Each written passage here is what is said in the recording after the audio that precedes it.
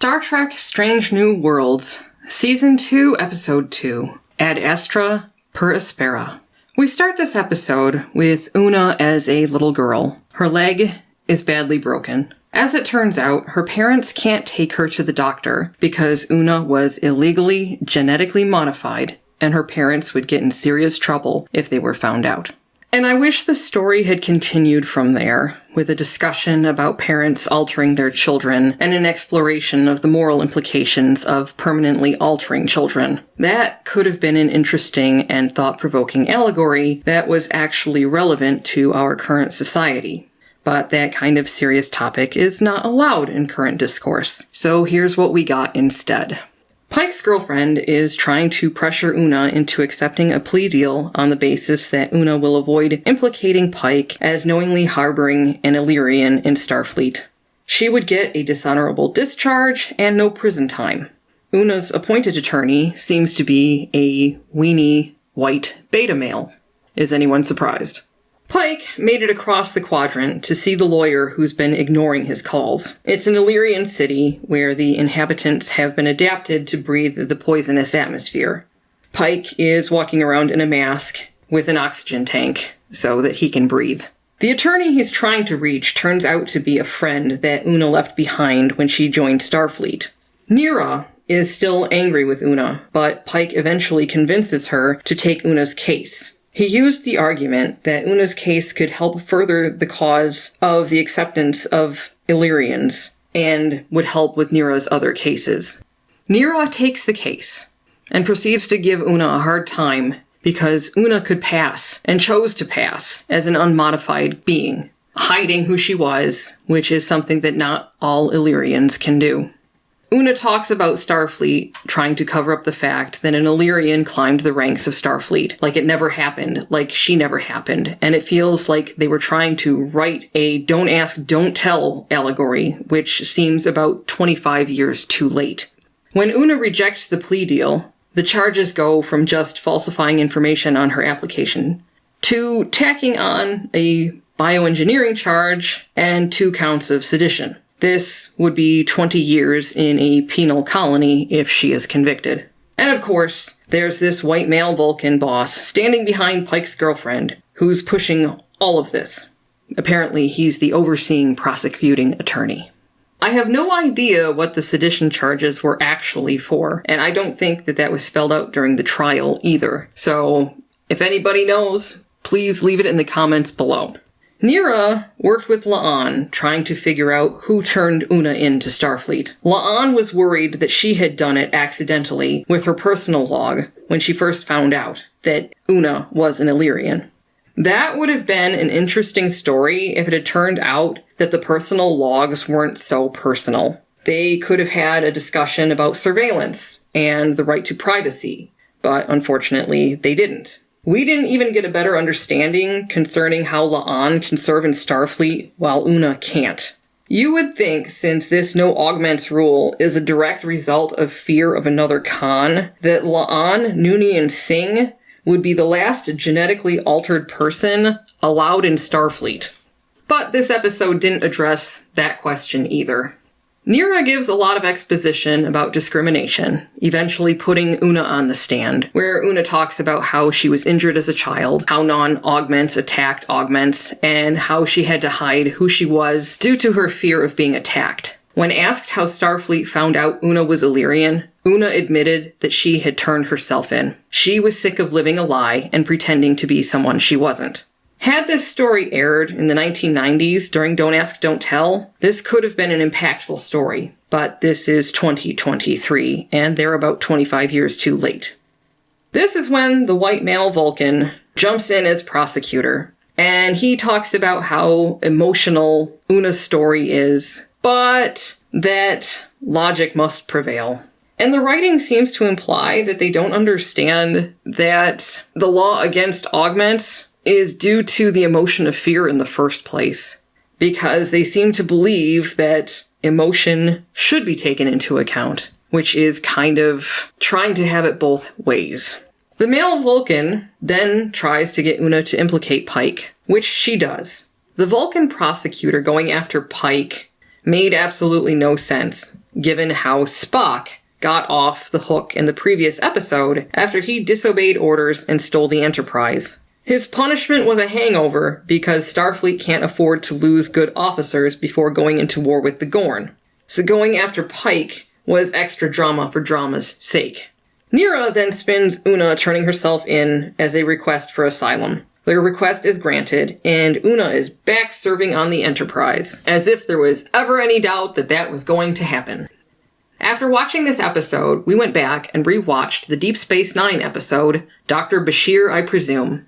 This is when Julian's genetic modification is revealed. That episode had a more nuanced conversation about genetic modification than this Strange New Worlds episode. Julian was not Illyrian. His parents had him illegally modified when he was 6 years old because he was undersized and mentally behind his peers. Julian carried a lot of resentment because of what his parents had done to him. He argued that their son died when he was genetically modified. Who he became was the son they architected to be what they wanted, because his unmodified self wasn't good enough for them. From his parents' perspective, they had him altered because they loved him. They couldn't stand idly by while he fell further and further behind when there was something they could do to help him, illegal or not. In the end, Julian's parents turned themselves in, and Julian faces no consequences for the actions they took in modifying him without his consent. Julian's father is sentenced to 2 years in a penal colony. Julian finally understands his parents' sacrifice for him, and his relationship with his parents grows closer.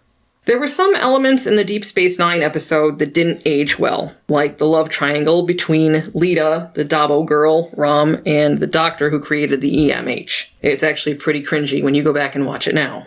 But at the end of the episode, we have O'Brien and Dr. Bashir throwing darts, and O'Brien realizes that Julian has been letting him win for years. Julian then demonstrates how well he really can throw a dart, and O'Brien proceeds to walk Julian backward, doubling the distance between Julian and the dartboard. From now on, Julian will be throwing from twice the usual distance, and Chief O'Brien will be throwing from their original position. It's only fair considering Julian's genetic advantage. This was obviously a very different take on the subject of the genetically modified than what we saw in the Strange New Worlds episode. The Strange New Worlds episode completely ignored the issue of people engaging in eugenics, and instead made the Starfleet rule prohibiting the genetically modified from serving in Starfleet as a discrimination issue. I'm sure the people who run and write for Strange New Worlds thought they were presenting a good message. Discrimination based on customs and beliefs is wrong, and that's generally a good message.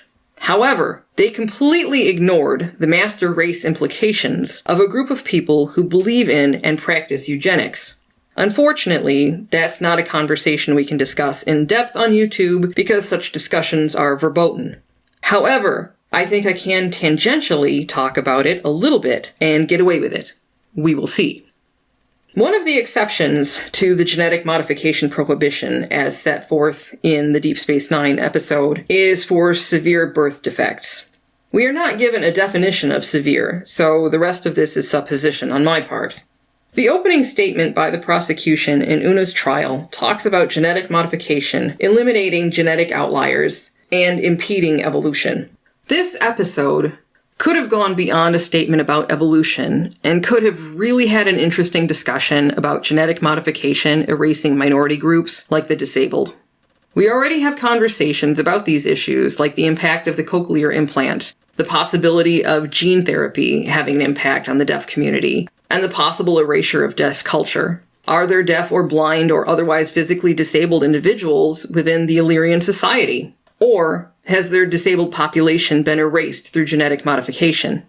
We think about Julian Bashir's anger at his parents for having him genetically modified because he wasn't keeping up with his peers. He has no idea who he could have been if he hadn't been interfered with. The Illyrians are modifying their children, not due to severe birth defect or even intellectual deficit, but because it's their custom. Much like a certain group from the early 20th century, Illyrians believe in the practice of eugenics, and they're practicing it on children. But Strange New Worlds would have us believe that they are simply being discriminated against for their customs and beliefs, while ignoring how dangerous those customs and beliefs could really be. In legal circles, they say there is no perfect victim. In this case, to tell a story about discrimination being bad, the writers should have picked a victim who was a little less imperfect than the Illyrians. If they wanted to discuss adults having the right to genetically modify themselves, that could have been interesting. But don't tell me it's just discrimination based on custom and belief, when that custom and belief involves genetically modifying children who aren't old enough to understand the situation and therefore cannot give legitimate consent for the medical procedure being done to them. Of course, I can't help but feel that the portrayal of the Illyrians in this Strange New Worlds episode doesn't resemble the description on the Memory Alpha website. Illyrians modified their bodies to adapt to a planet instead of terraforming planets to adapt to their bodies. This was an opportunity to discuss climate change and melting polar caps, and I'm surprised the Strange New Worlds showrunner passed on that opportunity for a generic message of discrimination bad. I'm having trouble figuring out what I want to say about this episode because they were trying to do something here. I have to give them credit for trying. Last week, that episode was garbage. There was nothing they were trying to do except waste 50-some minutes of time. This episode, they were trying to do something here. They were trying to put this courtroom scene together to try to have a debate about something. But I'll be honest, I don't really understand exactly what they were trying to get across. What Molly mentioned here, she boiled it down clearer than watching the episode was for me, because to me it was all over the place. One of the things that really bothered me here, and I was hoping they were going to address this, because I've had this question for a long time with this series. Discount Drummer is a descendant of Khan Noonien Singh, the reason for this no augment law being in place. Why is Discount Drummer allowed to serve in Starfleet? At first I'm like, well, I guess it's because she directly wasn't modified, just one of her ancestors was. But she's still carrying those genes. It would take many generations for that to be watered down. Because all this seems to boil down to, with superior ability comes superior ambition. And that was explained when we went back and watched the Deep Space Nine episode. It was some admiral, I believe, that was explaining, who did a better job, by the way, of explaining why they have this policy in place about not having genetically modified people. But what this boils down to is, hey, did you watch Wrath of Khan? Did you watch Space Seed? You know about the eugenics wars? That's what this is all about. And as far as I can tell, pre-Deep Space Nine, this wasn't even a thing. But feel free to correct me. I mean, yes, the eugenics wars happened, and yes, we had Khan, but I don't think there was ever a policy stated on screen about genetically modifying until Deep Space Nine, which was in Season 5 of Deep Space Nine. And I know later they had an Enterprise 3-parter called the Augments. So they wasted an opportunity to finally explain to me why Discount Drummer is allowed with no problems whatsoever to serve in Starfleet, but Una's not. Secondly, the argument being made at the end here that got her off the hook was this asylum thing. Nira was quoting this regulation, or she was having somebody read this regulation she found, about how Starfleet, one of their jobs is to approve asylum for people. And so the argument was that got Una off the hook was that when she joined Starfleet, she was implicitly asking for asylum. And then when that Vulcan prosecutor, when he was trying to go after Pike and say, well, when did Pike find out you were an Illyrian? And then when Una was honest and said when that happened, the lawyer pointed out, oh, that's been quite a while, so he's guilty now too. Well, anyway, going back to the asylum thing, apparently all the years that Una was in Starfleet, she was under asylum.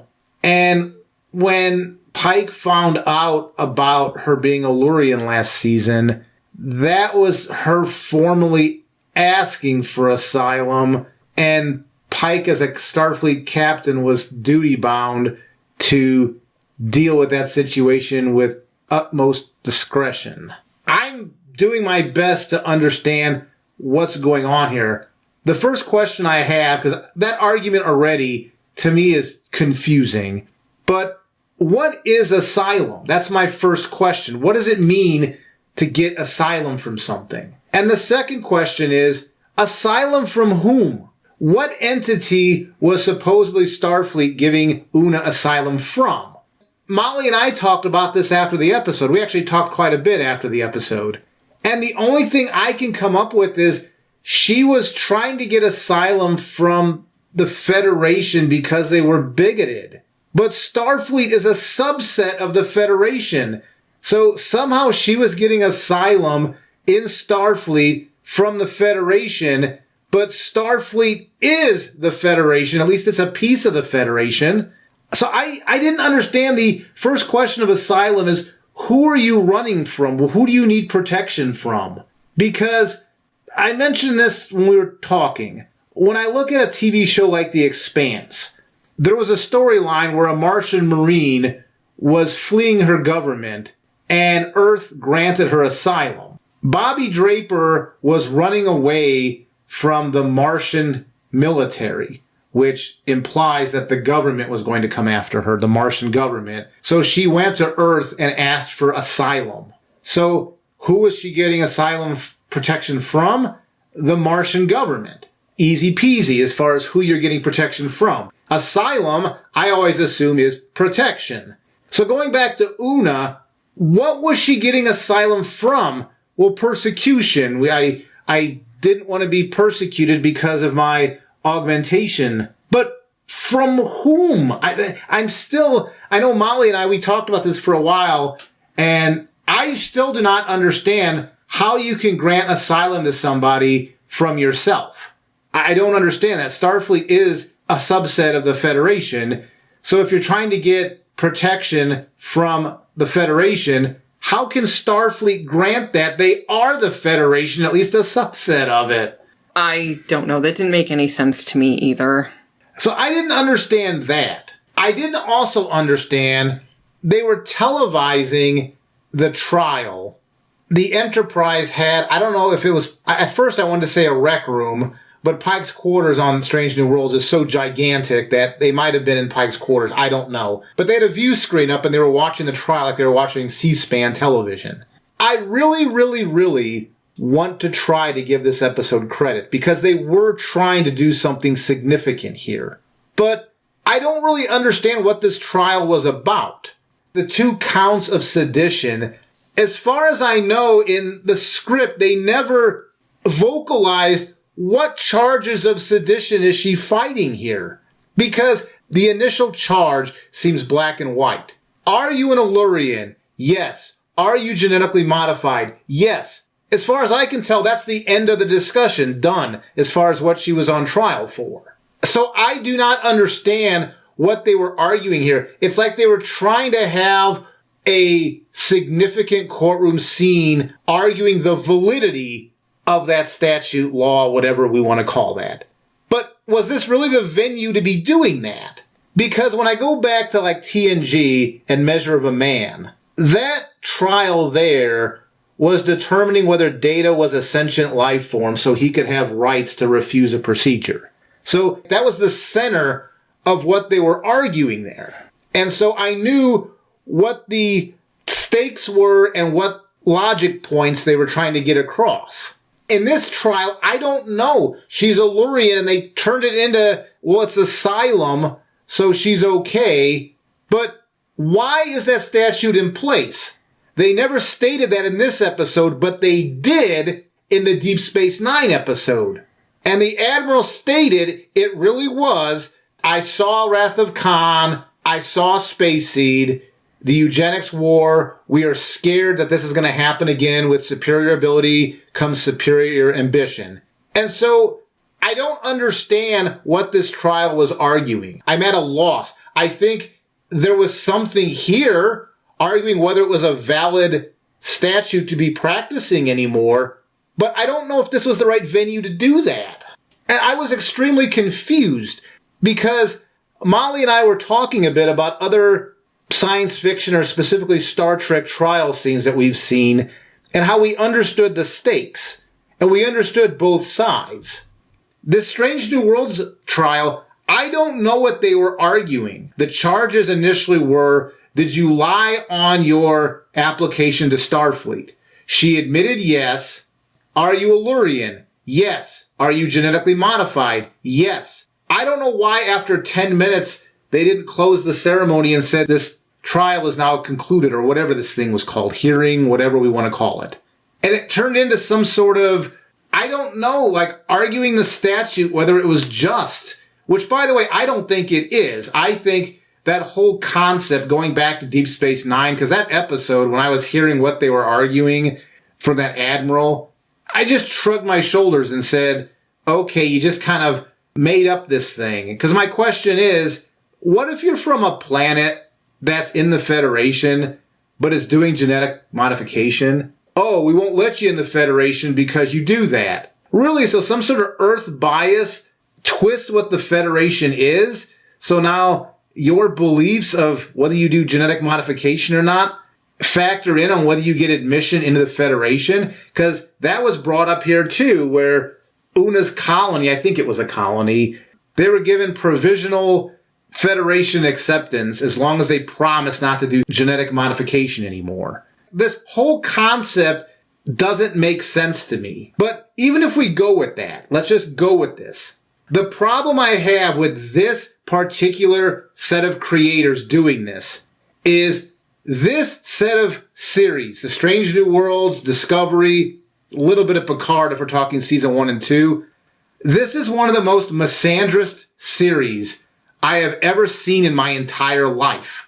Even in this episode, the defense lawyer for Una, he was a joke, the plea deal they initially were offering Una. And then the lawyer, the defense attorney, was talking to Una, oh man, you should do it, it's a good deal, yeah. And then Una's like, well, maybe we should kind of talk about this in private instead of in front of the prosecutor, because this guy was an idiot. And then the Vulcan head prosecutor, he was a jerk. Beyond being a Vulcan, he was just a jerk. And it was another white male, it looked like, playing that part.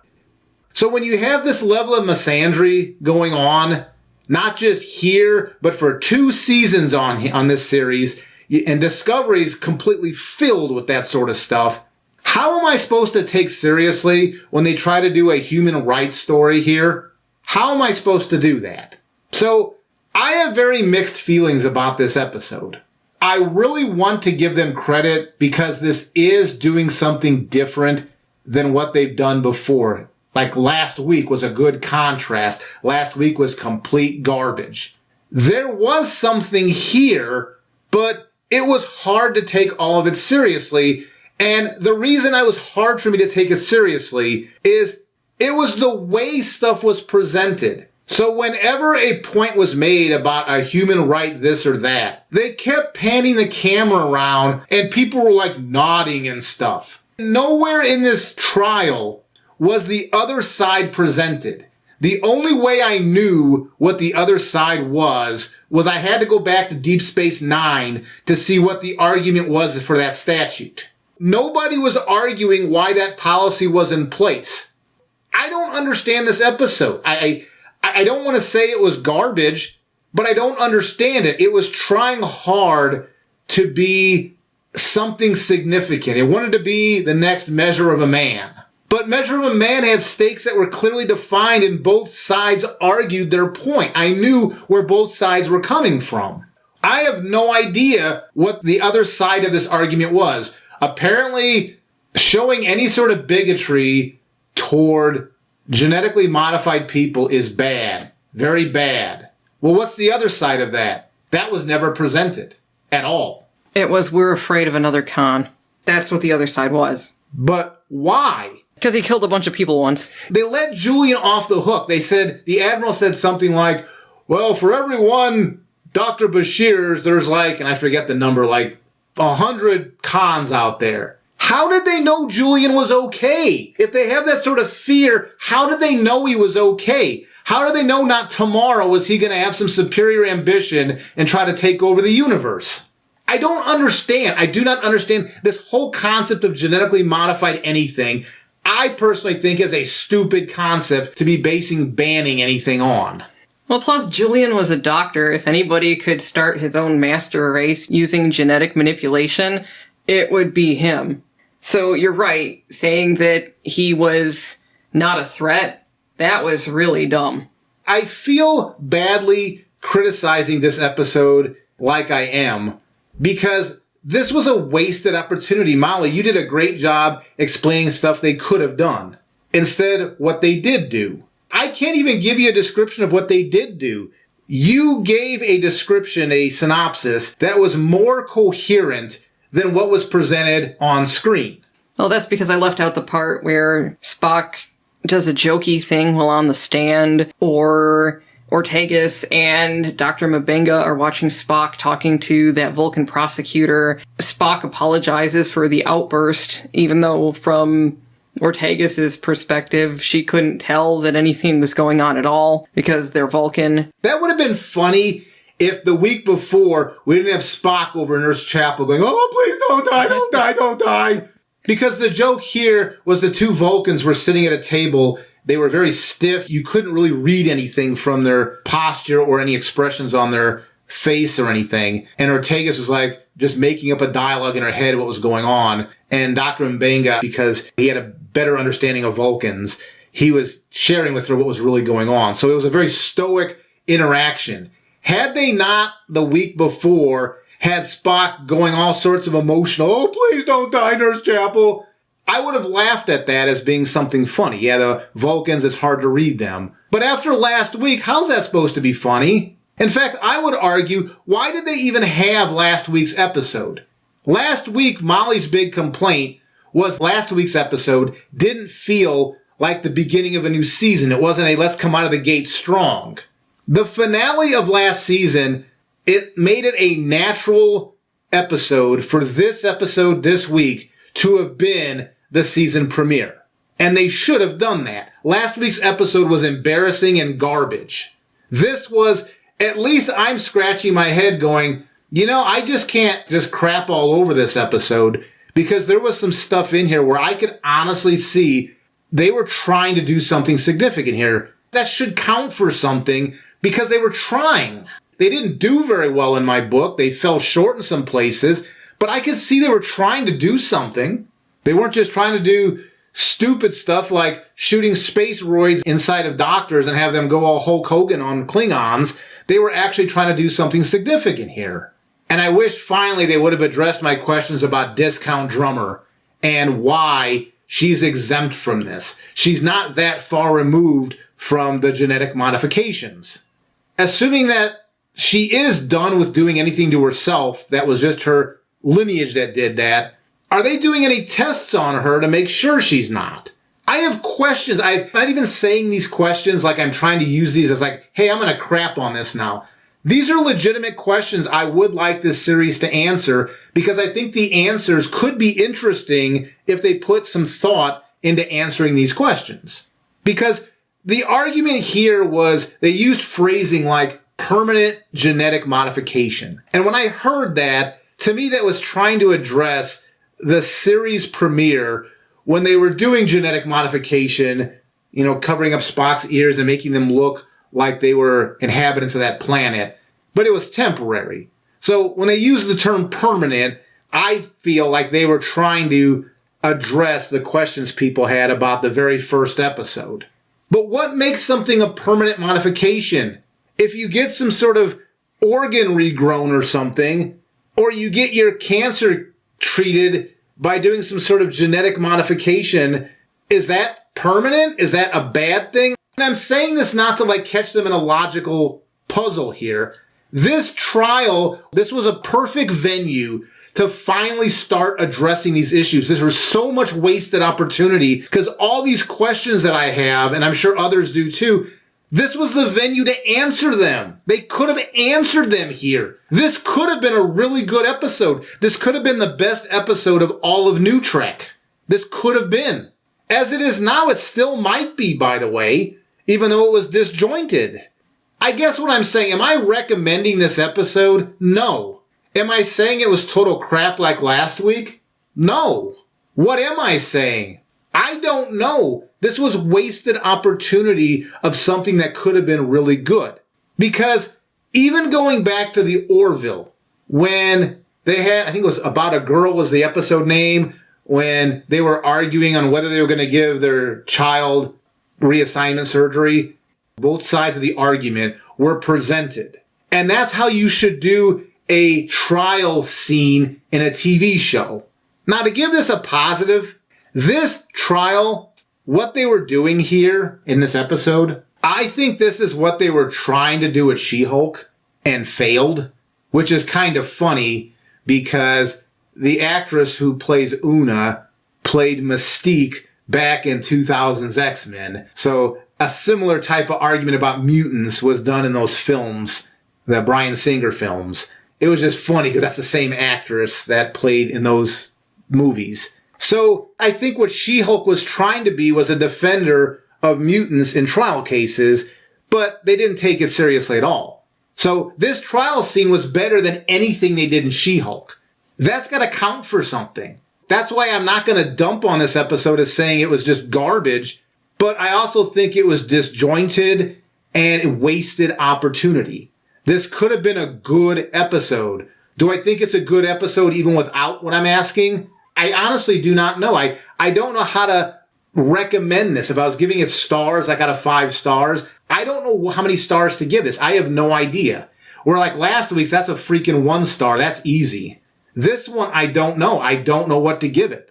In this episode, at least Spock's behavior seemed consistent with what we would expect from a Vulcan, so I will give them a little bit of credit there. When La'an asked Uhura to turn over the personal logs to her, Uhura said no, because it would be a violation, and I will give them credit there, that Uhura didn't just do what she was told, and she actually said no. So there were a few things like that this was an improvement over last week. But for every improvement that they made, that trial was not well done.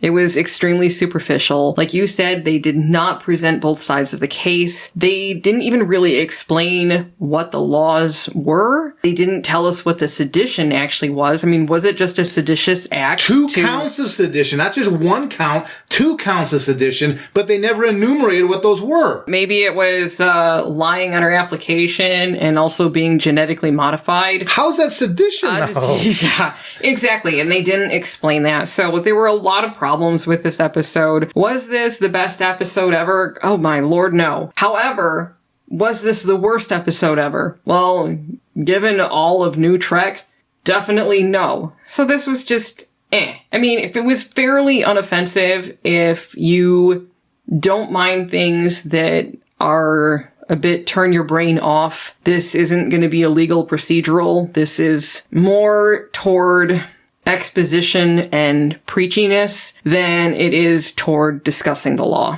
That's the preachiness, I think, that bothered me. When a point was being made, all the points being made were almost entirely on Una's side. But every time one was made, the camera would pan around the courtroom, or it would go up to the ship when they were watching it on their television or view screen, and they were like nodding and like they were smelling their own farts. And I think that's what rubbed me the wrong way.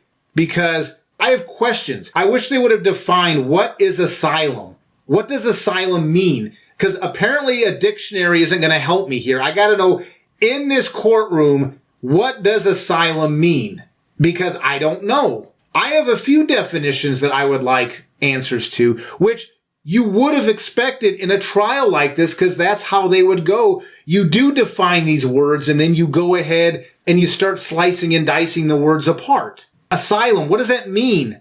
From whom? That's the first question. From whom? If it's from the Federation, Starfleet, how does it give asylum to itself? I don't understand it. I still don't. I'm going to honestly say, as convoluted as this was the best episode of Strange New Worlds for both seasons. Season and 2 episodes. Because I didn't like season 1 at all. Take that as a recommendation, I suppose. But this was like a half an episode. It wasn't completed. It still wasn't that good. Just because it was the least awful doesn't make it good. Agreed. I'm in no way saying this was good. What I'm saying is it's the best Strange New World episode.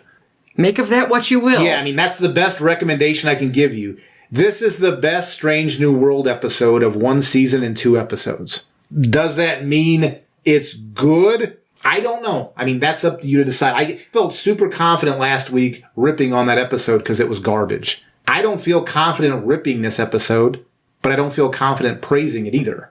Obviously, I had a lot of things to say about this episode. Mostly what I had to say was other things that they should have talked about in this episode, stuff that they left out. So it was more a crime of omission than it was a crime of character assassination or canon assassination at this point. They had an opportunity to develop Discount Drummer's character.